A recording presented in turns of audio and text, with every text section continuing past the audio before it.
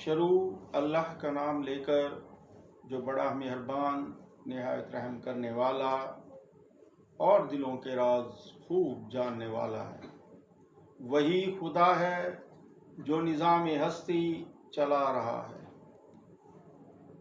لاکھوں کروڑوں درود و سلام حضور پاک صلی اللہ علیہ وآلہ وسلم پر اور ان کی آل پر، جن کے لیے یہ سارا سسٹم، یہ دنیا ساری بنائی گئی اور پھر اس کو چلایا گیا۔ اس سے پہلے کہ میں اپنا ٹاپک شروع کروں، آپ سے التماس ہے کہ میرے چینل کو سبسکرائب کریں، میری اس کاوش ویڈیو کو لائک کریں، شیئر کریں اور کومنٹس لازمی دیں تاکہ میں اس کو مزید بہتر بنا سکوں، اور بیل آئیکن کا بٹن لازمی پریس کریں تاکہ یہ میری کاوش آپ تک بر وقت پہنچ سکے۔ دیکھتی آنکھوں سنتے کانوں مسعود آصف کا سلام پہنچے۔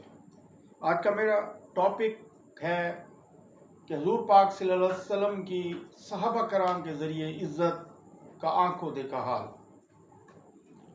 حضرت سیدنا عروہ اسلام قبول کرنے سے پہلے صلح حدیبیہ کے موقع پر حضور پاک صلی اللہ علیہ وسلم سے مذاکرات کرنے کے لیے آئے تو صحابہ کرام کے نظر میں ان کی عزت و احترام دیکھ کر دنگ رہ گئے، اور واپس گئے تو اپنی قوم کو جا کر بتایا، اے لوگو، قسم اللہ کی میں بادشاہوں کے دربار میں بھی وفد لے کر گیا، کیسر و کسرا اور نجاشی کے دربار میں بھی گیا، لیکن اللہ کی قسم میں نے کبھی نہیں دیکھا کسی کی بادشاہ کے ساتھی اس کی اس درجہ تعظیم کرتے ہوں جتنی محمد صلی اللہ علیہ وآلہ وسلم کی تعظیم کرتے ہیں۔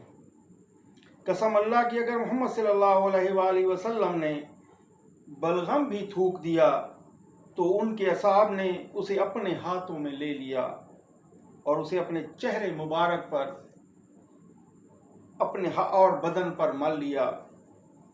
آپ صلی اللہ علیہ وآلہ وسلم نے انہیں اگر کوئی حکم دیا تو ہر شخص نے اس کو بجا لانے میں ایک دوسرے پر سبقت حاصل کرنے کی کوشش کی۔ آپ صلی اللہ علیہ وآلہ وسلم نے اگر وضو کیا تو ایسا معلوم ہوتا کہ آپ صلی اللہ علیہ وآلہ وسلم کی وضو پر لڑائی ہو جائے گی کہ پہلے میں پانی لے جاؤں کہ پہلے پانی میں لے جاؤں۔ آپ صلی اللہ علیہ وسلم جب گفتگو شروع کی تو ہر طرف خاموشی چھا گئی۔ ان کے دلوں میں آپ صلی اللہ علیہ وآلہ وسلم کی تعظیم کا یہ عالم تھا کہ آپ صلی اللہ علیہ وسلم کو نظر بھر کر بھی نہیں دیکھ سکتے تھے۔ اللہ تعالیٰ کے حضور نبی کریم صلی اللہ علیہ وآلہ وسلم کی صحابہ کرام کی نظر میں اتنی تعظیم کا عالم جنہوں نے دیکھا ہے، اور وہ کہتے ہیں کہ ہم اس تعظیم کو بیان نہیں کر سکتے، تو ان کا عالم کیا ہوگا۔ آج کی میری آخری بات کہ کم از کم یہ 3 احسان ضرور کیا کریں۔ کسی کو نفع نہیں پہنچا سکتے تو نقصان بھی نہ پہنچایا کریں۔ اگر کسی کو خوشی نہیں دے سکتے تو رنجیدہ بھی نہ کیا کریں۔